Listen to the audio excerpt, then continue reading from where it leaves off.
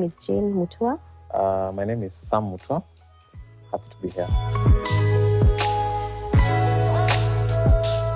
Okay, so we met in the university. We were both in Kenyatta University.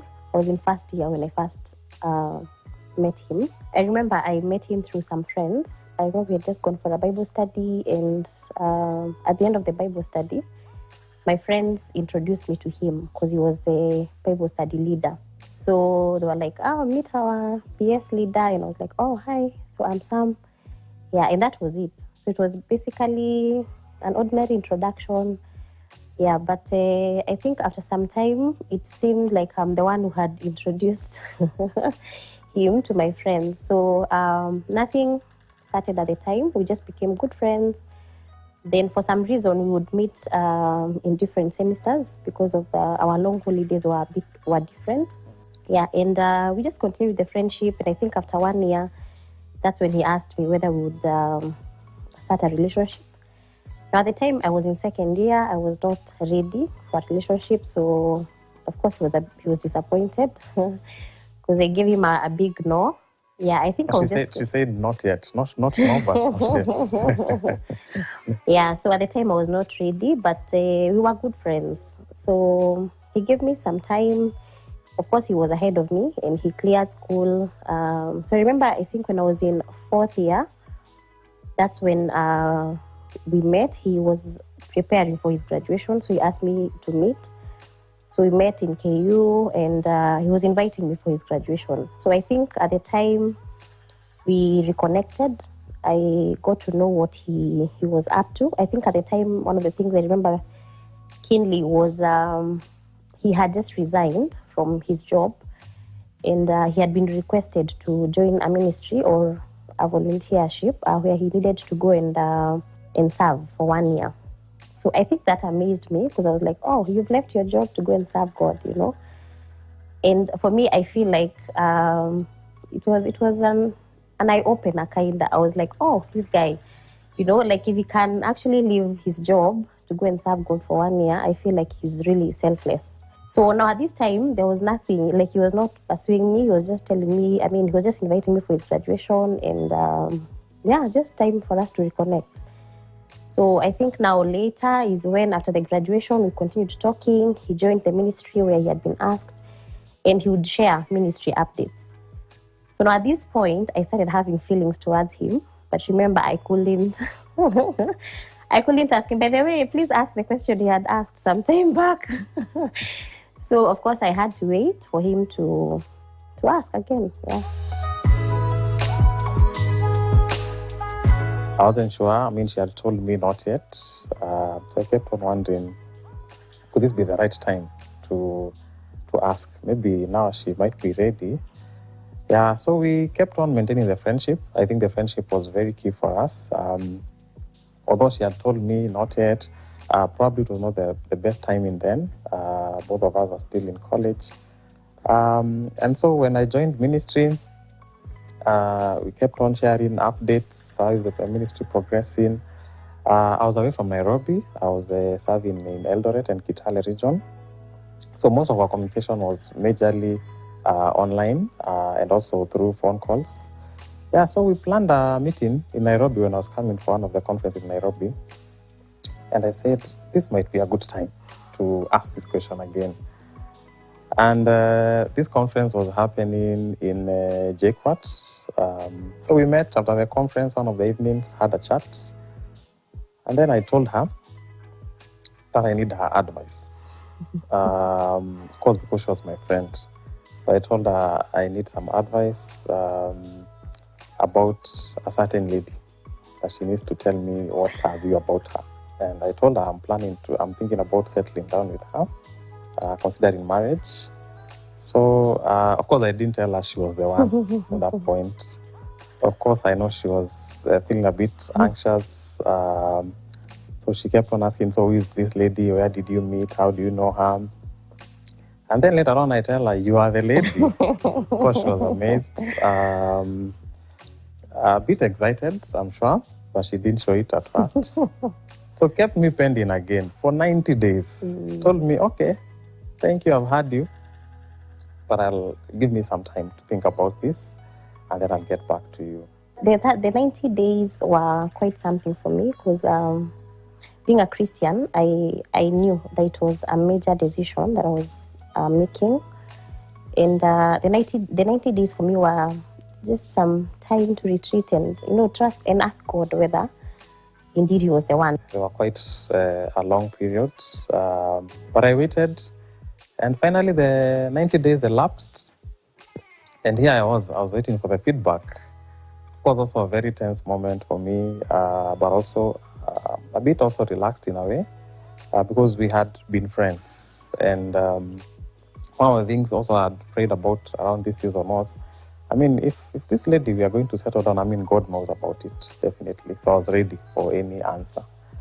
So we meet in Nakuru. Remember, I'm still in Kitale. That's where I was serving then.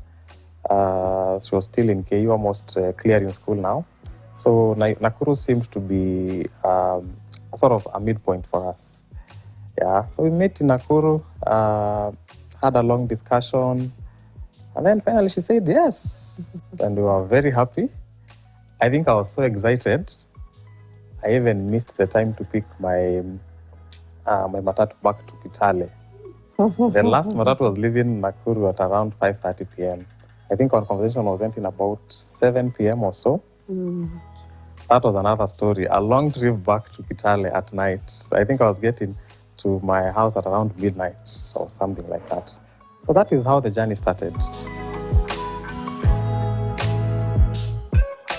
So we had been friends for quite some time. I had seen him make decisions that were honorable to God. And I think that was the main thing for me. Of course, other than him being handsome, being a good friend, and all the other qualities that I saw, the fact that he could make such a decision, actually, in our generation, that was quite something. So the 90 days were a time for me just to seek God and just to be clear.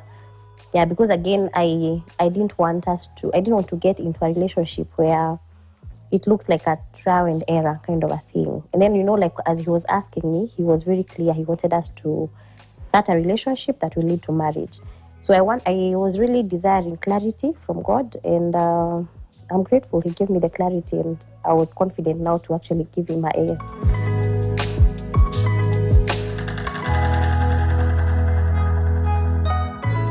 I think, just as Jane shared, is that we met in the context of the Christian Union, because both of us were still Christians then, still Christians today. I think for me, that was a major determinant. I was very keen on settling with a girl who loves God, and that's one of the boxes I ticked first, because she's a beautiful girl. Because that one also was a key consideration. Her personality also, very generous, I must say. Also, I would just feel nice talking to her in campus. We were good friends. That bit of friendship also was a key determinant for us in settling down. Yes, I would say those three were quite important. Yes. Yeah, so for me, the aspect of being godly, I think he has mentioned the context where we met. Yeah, the fact that he had a relationship with God. When I was young, growing up, one of the things, especially after I gave my life to Christ, one of the things that I was very clear is that definitely my husband had to be a believer. He had to be a born-again Christian. And therefore, when I met him and just knowing he was not just a churchgoer, that was quite something. The second one is that he's naturally a leader. He's very organized. Yeah, and that is something that I admired. Of course, he's handsome, he's neat, and he's my friend. The aspect of friendship has also been quite something. Yeah.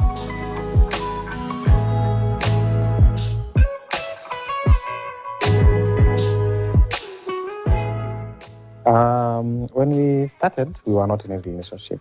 I think for me, I was not seeing any other girl then. But of course, after she told me not yet, I felt discouraged. There was a temptation to say, okay, she told me not yet. There are also other girls around me. There was that reality as well. I tried out a relationship that didn't work out. I mean, that's the period between when she told me not yet and that time. That didn't work out. And so even now, when we still maintain the friendship, there's still something in my heart that kept on telling me there's something special about this lady. Yeah. Yeah, so for me, I was not in a relationship before, and I was not seeing anyone. Yeah, I think my priority then was to finish school. Yeah, so I had my own priorities, and that's even when he asked me the first time, I knew I was not ready for a relationship. Yeah. So she gave me the feedback. Must have been in 2015 or 2014 thereabout. 2015. Yes, 2015. Yeah.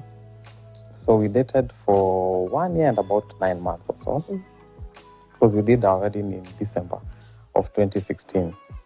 Part of the dating period was long distance. Remember, she's almost clearing school, still in KU. I'm doing ministry. I'm in Kitale, which was quite a stretch.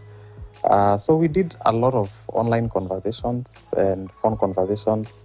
It was interesting. We'd have telephone conversations for like 4 hours, 5 hours, which was quite exciting, late into the night, just sharing life and experiences, encouraging each other, sharing school life, as I shared also my experience in ministry.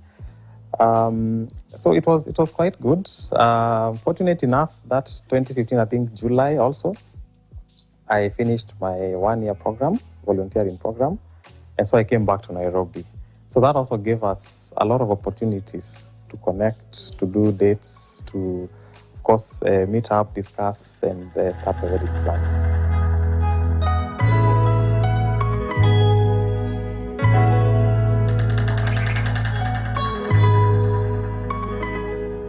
Of course, the objective was getting married. Yeah, so we were intentional. We read books together. We would meet. We would go to Huru Park, pray together. Yeah, and those were things we were looking forward to. Having coffee dates. Yeah, and yeah, we were trying all our. I mean, we were trying always to connect, especially as he has mentioned that 1 year, 9 months.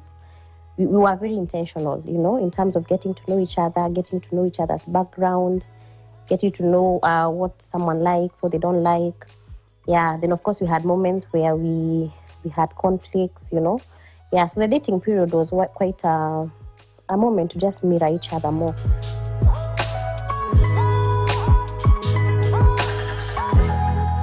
Of course, challenges were there because now we are just fresh from school. I think I'd cleared school like 2 years back. Here we are dating. And I think it was also very clear for us, even when we were dating, that our end goal was marriage. I mean, it was not a trial and error. Of course, also coming from different communities, that was also something else to navigate around. For me, getting to understand her culture, where she comes from. Now, remember, we are planning issues to do with dowry ceremonies. Yeah, so discussing all that was also not an easy season. But I mean, there was this huge budget for the wedding coming up. Actually, she cleared school that 2016 that we did the wedding. So technically, she had not really worked. So also trusting God for resources to fund the wedding. Yeah, it was quite an experience. So it was very exciting for us also to get to meet parents. One of the things we were also very intentional about was also to involve parents in the process. So one of the things we did was to just organize informal, very relaxed meetings. Of course, first introducing her to my family, my parents. She also took me home in Karatina, where she comes from. Met the parents in a very relaxed environment without any discussions about dowry then. It's just informal, getting to know each other. But our parents also really supported us, just to see that they were happy for us, they were excited. They didn't say, oh, why are you not marrying from your people? I think we want to celebrate our parents for that.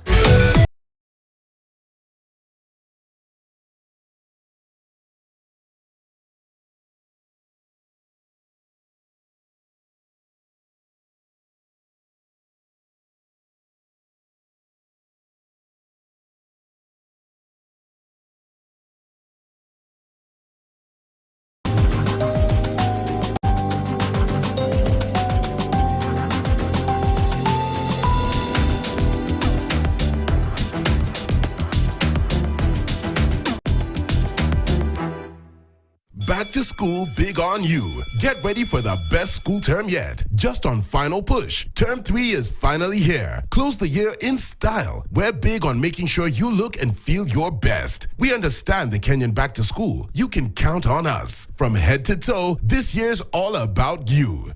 Enjoy all your back to school essentials on larger family.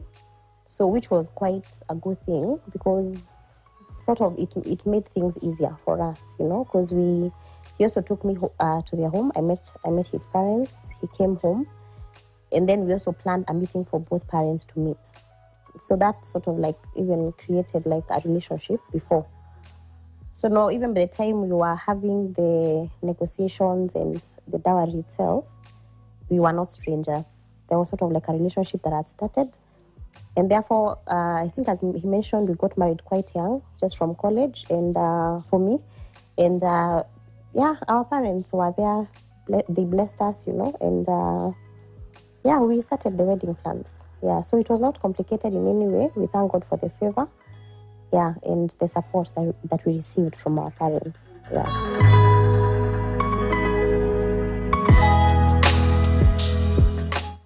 Of course, one of the things we are very grateful for is that we also come from families that are very supportive. Our families really came through for us, and that's something we are always grateful to them about. But also friends. I mean, I had friends who had known us even from college times. Of course, in the context of knowing, these guys are getting married, of course, shared with them. And that support of friends and family and community, we've also found it to be very, very important even along the journey of marriage. So it's something that started then, but we've always kept in touch with our friends and families also. And that helped us also in a big way. We had good friends supportive friends and family who actually really helped us through the journey, and they made the burden lighter.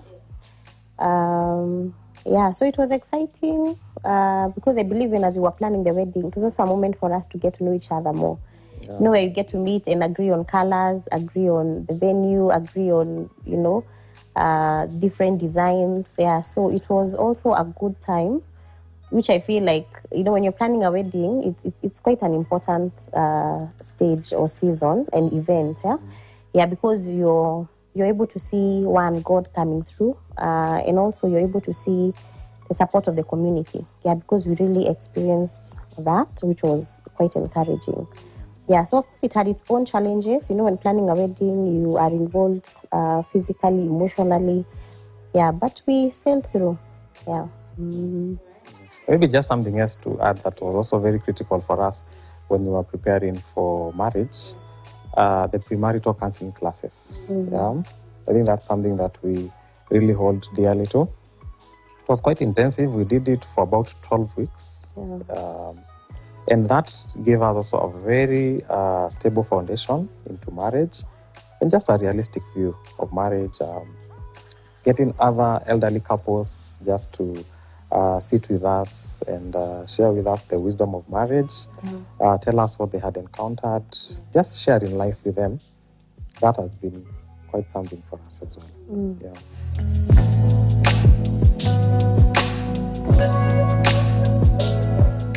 So it was a big day.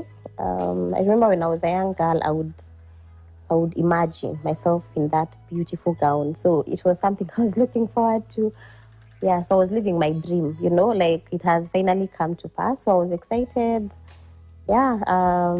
Getting ready for the day, seeing friends all around, and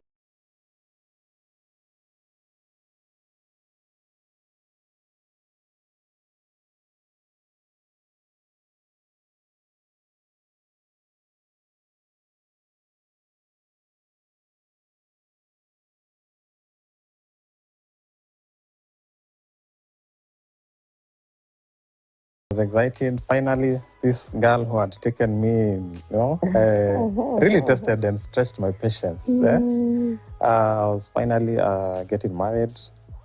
And as Jane says, it was a very good day. Of course, the blessings of family, church, friends around us, just seeing people come together. If if you don't like attention, it can also be quite uncomfortable. Cameras, everyone, congratulating you. They are happy for you. We really enjoyed ourselves. Things went well. The venue was such a nice place. We really enjoyed ourselves. We had desired to do a garden wedding, which we actually did. A very nice place. There was some nice water. It was quite something.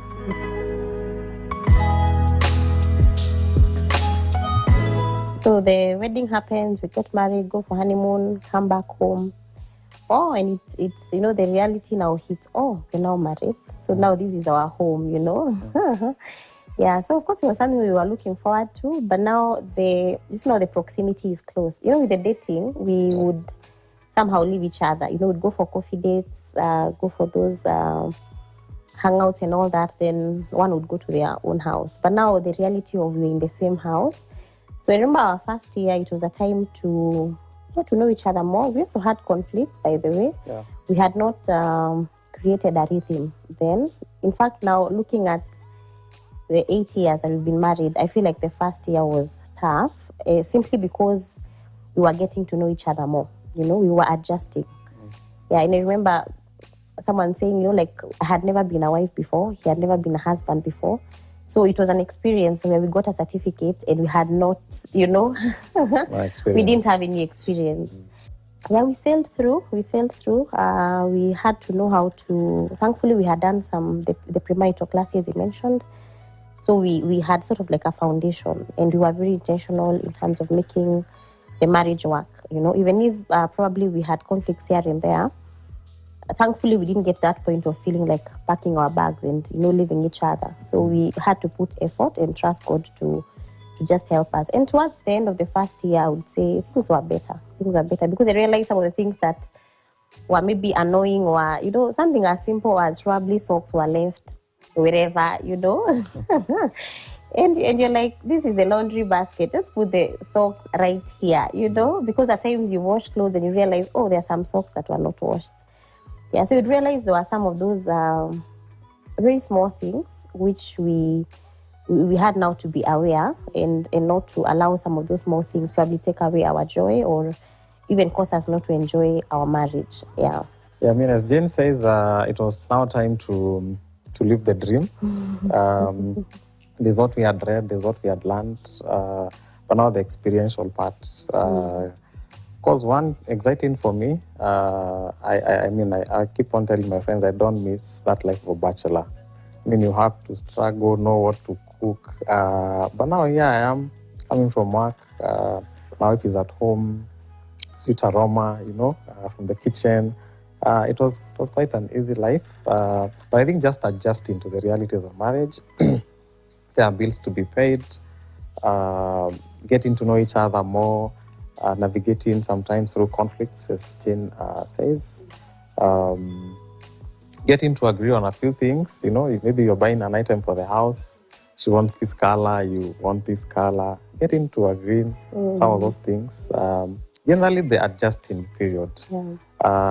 Year one, but we thank God we navigated through that successfully. It was exciting, but also a time to adjust and get to learn each other more. Yeah, and to also bear with each other and forgive each other.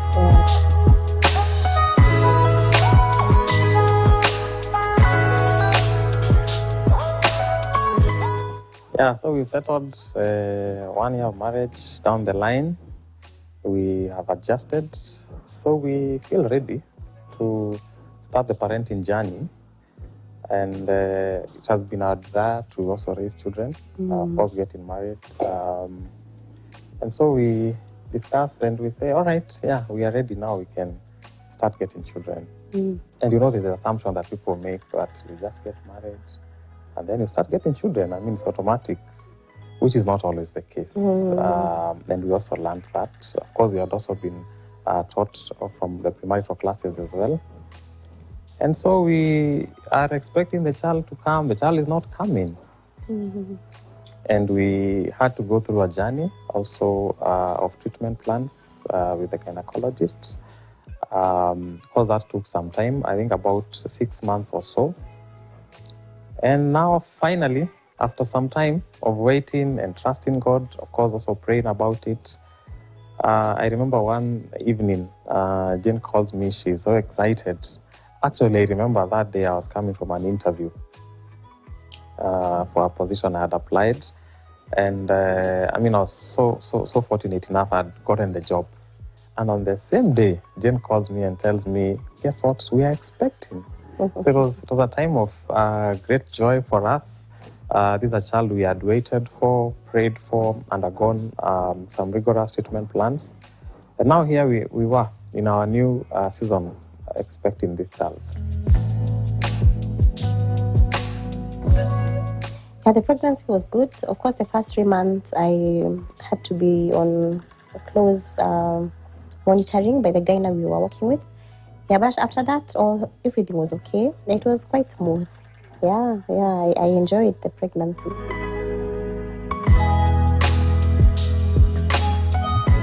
Yeah, so the baby was born on 18th of August 2019. Yeah, so it was something we were looking forward to. Yeah, and things happened. Things happened. Yeah, there was a bit of negligence on that day when the baby was being born. Yeah, thankfully she survived. But I think after 2 days of being discharged, went home, I started developing some complications, fatigue. Yeah, so the nurse apparently who was on duty that day, I think was busy on his laptop. And when I was calling him, because I could feel, I think it's time I could tell the baby it was time. Yeah, so I tried calling him and he continued whatever he was doing. And unfortunately, the baby was born on the floor. So it was really bad because now, cutting the cord and all that, I think he was really tensed. So I think he didn't even put on gloves. Yeah, so part of the complication now that I developed after was that, now I was exposed to, the floor and all that, being a hospital. Yeah, so I really got a bad infection. It's known as sepsis. Then I think because either he was tensed, I feel like probably he didn't do the cleaning very well. When the baby is removed and all that, and I developed a clot, which moved to the lungs. That's what they call pulmonary embolism. Yeah, so I had to leave my baby at home. I was back to hospital. I was in the ICU for 3 weeks. Yeah, and, things just took a different turn. Yeah, and I think after 2 days of being in the ICU, my hand turned black and I couldn't feel my fingers. So it was quite tough. The doctors tried to manage the infection, which was really severe, and also the clot that was in the lungs, just trying to dissolve it, because it can actually be fatal. Even I remember my husband telling me that they even had been called by the medics, just being told that they were not sure whether I would survive. Yeah, but we had people praying all over, our friends. Yeah, so I felt like it was a dream. Yeah, I for a long time I felt like it was not real. Yeah, especially I remember when the doctors had to break the news that unfortunately amputation had to happen. So they had to do the amputation, and I also lost part of my left leg, the toes.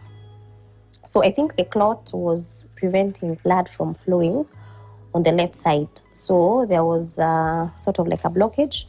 And that's why my fingers and part of the palm could not receive blood. And that also applied to the leg. So the doctors had to be swift. Of course, they didn't want to take me to the theater, still having the clot. So they had to give it time. At the same time, they also don't want me to lose a bigger part of the hand and the leg, because that would have meant even walking is an issue. Yeah, so by God's grace, my body started responding well. The clot started dissolving, and they were now confident to take me to the theater. Yeah, and the amputation was done.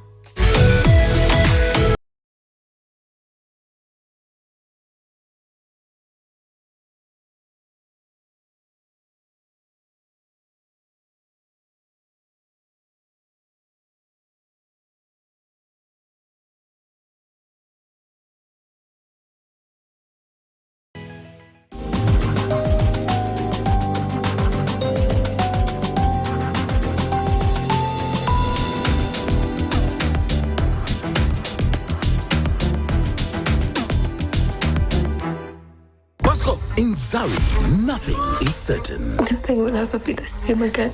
Will you survive the jealousy? Unajiona tajiri, eh? Zitaisha tu tuone utaringa na pesa gani. The secrets. Ukiambia mtu yeyote boss. Nini uniambilo na? The deception. The family. Will Nina survive Lola? How is this possible? The ultimate face-off. Zari continues weeknights at 8:30 on Maisha Magic Plus, DSTV channel 163, GoTV channel 3. Cheki, ni juicy. Flavor zote tamu tena fruity. Ayubot kuna vitu zinakuudhi. Usijali my bro, hebu kama taka juicy juu ni juicy. Flavor zote tamu tena fruity. Ayubot kuna vitu zinakuudhi. Usijali my bro, hebu kama taka juicy juu ni juicy.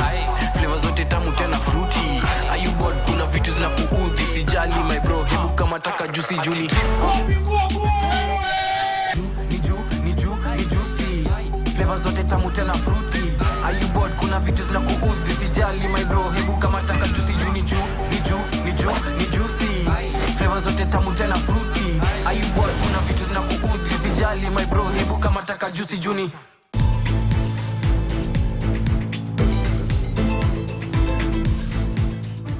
This week on Let's Be Real, we talk about circles and the disappearance of members' money. Wagagula is the money safe. Same house, different bedrooms. Would you consider sleeping in different bedrooms with your spouse? There are so many reasons to get saved. Well, I've chosen one. To get saved, to get married. Is that right? Let's learn how to steal with ethics like our politicians instead of getting caught like the various house helps out here. I keep it real this Sunday. I'm not joking. Sunday at 10 p.m. See you there.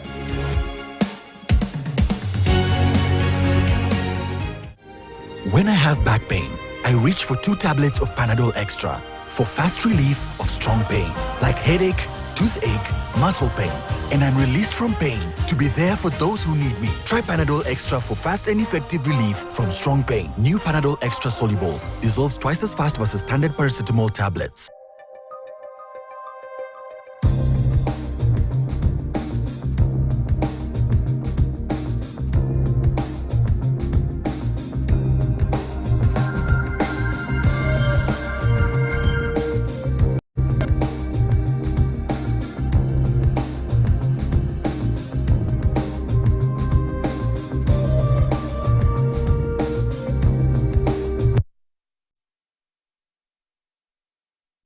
In Zari, nothing is certain. I don't think we'll ever be the same again. The secrets. Ukiambia mtu yeyote boss. Nini uniambilo na? The deception. The family. Will Nina survive Lola? How is this possible? The ultimate face-off. Zari continues weeknights at 8:30 on Maisha Magic Plus, DSTV channel 163, GoTV channel 3.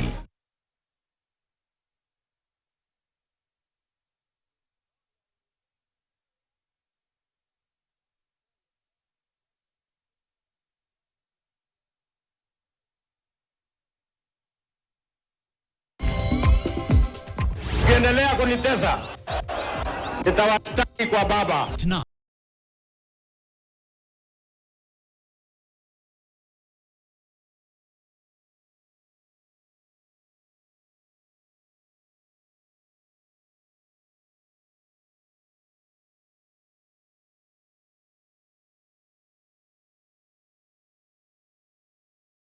Health issues, an alert as another case of Mpox is reported in Gilgil, Nakuru, of a passenger traveling from Mombasa to Rwanda.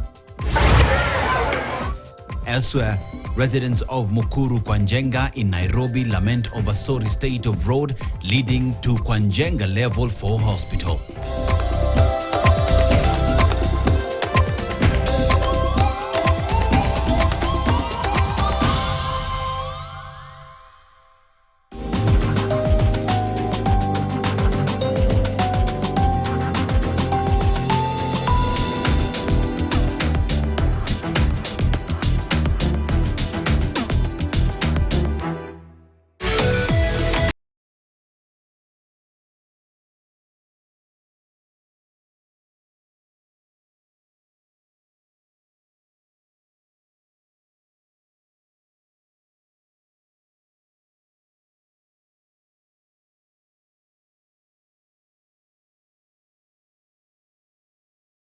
the news, they had to bring a counselor who kept talking to me, and I think she just wanted to help me know the reality. Like you're going to the theater and you'll now be living with one hand. And that was really tough. But since I had gone through so much pain, I was feeling if this is what will make me better, like the fevers will disappear and you'll be fine, then that's it. And then at this point, I think the disease had also tampered with my brain in a way that I had even forgotten I had given birth. So I was not even asking about our daughter. But I remember, I think after the amputation, after I was taken back to the normal ward, that's when I think it hit me. By the way, you have a child at home. So I started asking for her photos, her pictures. I kept saying I want to go home and meet my child. Yeah, but I think it hit me more when I went back to our house and I saw my daughter and I was like, what? How will I manage life? How will I take care of this child? And at the time, I thought I'll never even be in a position to wash her or do anything. Being a girl, because I knew I was expecting a girl. I was looking forward to doing her hair. Those kind of things. Those are things I was looking forward to. How I'll pierce her ears and, how I'll just be, just being a girl, And so these were things that I was feeling. These are dreams that have been crushed, How will I be managing my home? How will I continue being a wife? At this point, I remember some friends got me a lady who had also lost part of her hand. And I keep saying that was just a miracle because when this lady came, she took me to the kitchen and showed me how she would do things. Actually, for her hand, it was amputated. She doesn't have the stump. Her hand was amputated quite above, actually, the elbow. And she did so many things in the kitchen. I was like, oh, so by the way, I can do stuff. Now, this time I'm still having a bandage, but, the fact that she's doing all these things with one hand, yeah, so that was quite an encouragement for me. And, she did so many stuff. And she was like, the next time I'm coming, we'll wash your baby. And, by the time she was coming for the next visit, I had already washed my baby. I had changed her. So she kept encouraging me, you'll use your stump to hold your baby. Just do it at your own pace. And I was like, oh, so I can do all these things. And that was really an eye-opener for me. I was like, oh, yeah, by the way, I can do stuff. I've continued to pursue my purpose. I've continued to be a wife to this amazing husband. Life has not changed. I mean, this amazing man here has just been there with me. And I'm able to drive with one hand. I'm able to do so many things with one hand, which has actually been God's grace. Yes. So we navigated that difficult, stormy season in our marriage. And then after 2 years, here we are, and we are expecting baby number 2. Mm-hmm. Very excited again. But psychologically, there's still that fear. You're wondering, this was how we had the first experience. Mm-hmm. It was tough. It was not easy. How is this one going to go? Because even our friends and family were also excited for us. They were like, oh, you guys are getting the second child. Because many people actually thought after that difficult experience, these people are not going to get any other child or something. There was also that temptation for us also, feeling like we can just raise this one that we have, that fear also. Mm-hmm. But God came through for us. Although the second pregnancy was not easy to navigate through, because now the doctors were very cautious with us. We had to go through injections because now they were afraid. She mentioned that she got a clot after the first child. So the guy now was very keen on managing this because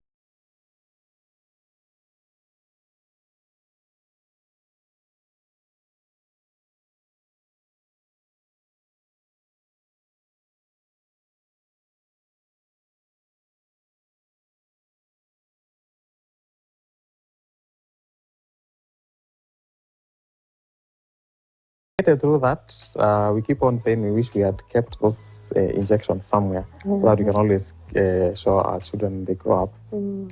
But went through well. Yeah, so we had agreed with the doctor the day of admission and all that. So I went and, I was induced and I slept. Now for me, that was a miracle because I have no idea how. I remember even the guy telling Sam to go home and we meet the following day at 11 because the baby is likely to be born the following day at 11. And, I took dinner and I slept. So I could feel the contractions, but they were manageable. And I remember in the morning now at 5 a.m., the nurse waking me up, and she's like, Jane, let's check how far you are. So by the time I was being admitted, I was around 3-4 centimeters. And by the time the nurse was checking, I was at around 8 centimeters. And she's like, how did you get at 8 centimeters? Nata haujanita, like, she was like, how? So I was also amazed because, when you're at 8, I mean, the baby is just about to come out. And, at this point, because of what I had gone through, I really wanted our doctor to be there. So he had even promised, by 6, I'll be here. But the baby was born when the doctor was not there. It was a very smooth delivery. The boy was born. Yeah, so his name is Imani because, the journey through was just by faith. I keep saying I feel like that child, God just gave him to me, just to prove himself that, I am God. Yes, the first experience was like this, but I am still the same God. And the delivery was just smooth. Yeah, so the recovery process was also quite easy. I mean, yeah, and the boy is turning 3 years next month. And we are so grateful that God had to allow him to be born. Yeah.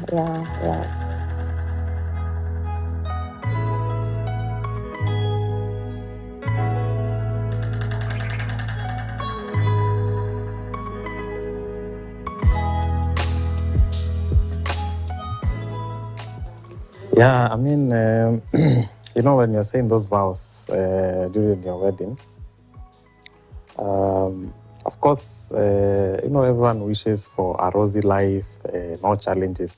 But in reality, that is not life. Realistically, life has its own ups and downs. And that's how we looked at it from our end. That even marriage, yes, there are challenges, but it's possible to navigate through those storms of marriage and come out stronger and trust God, even in those difficult spaces of marriage. Sometimes it is illness, like it was in our case. Mm-hmm. Sometimes it's other couples who are trusting God for children. Yeah. It's still a challenge. Yeah? And appreciating that also. But also I mentioned about the preparation we have gotten, premarital classes also, which are also very realistic and an eye-opener for us. I remember one of the sessions we did, which was called When Life Happens. Mm-hmm. Yeah. And different couples came, shared with us their experience also, difficult times they had gone through in marriage. And meeting that and hearing what other people had gone through really also strengthened us. Yeah. Excuse me. And also this space of also trusting God together.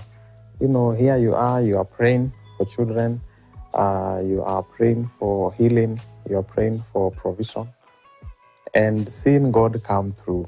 I think that was so encouraging for us. Mm-hmm. But also, it has taught us not to take each other for granted. Yeah, so thankfully we've had mentors our way. Of course, we have our best couple whom we have journeyed with, and along the way, God has also brought older couples our way.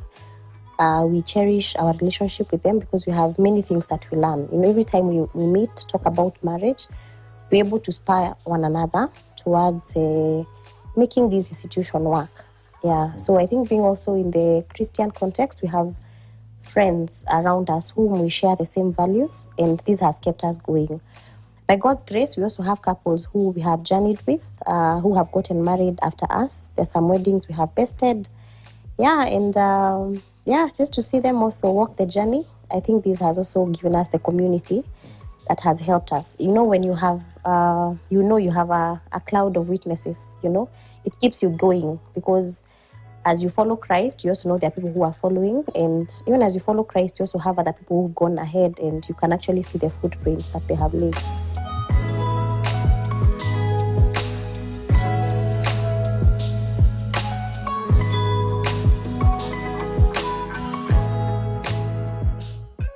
Yeah, conflict is real. Of course, based on personalities being different, gender also. There are some things ladies would want, gentlemen are thinking of something else, And for us, what has worked for us is being real and frank. We trained ourselves, I think since the first year, not to brush things under the carpet. Being frank, and that is in a space where we can, we normally talk about speaking the truth to each other. We can be truthful to each other. and say, when you said this, I felt hurt, or this is how I took it. But also being, saying that in love as well. Yeah, not really shouting or anything. You see, the way you also pass something is also very important. Yeah. So for us, being real, being truthful, and sitting down and discussing an issue and saying, all right, when I did this, this is how you took it. This is how I meant.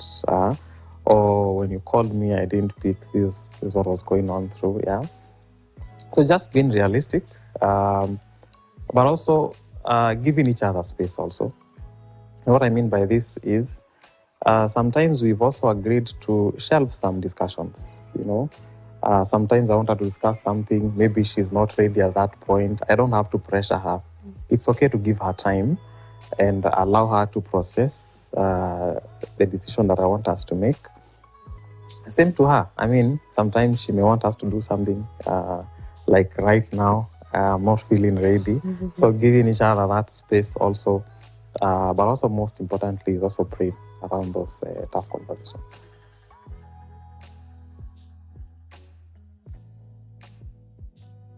I want to tell you that I still love you, that you are the lady I chose 8 years ago, and that I'm excited to do life with you, and I can't wait to see what God has in store for us. Mm-hmm. I love you. Thank you, Sam, for being there for me for the 8 years. It's been such a joy just doing life with you. I love you so much. Of course, you know that. Yeah, and I think, as you said, I'm also looking forward to what God has in store. It's been a joy doing life with you. It's been a joy raising our children. God being at the center, everything will be okay. I love you. I love you too.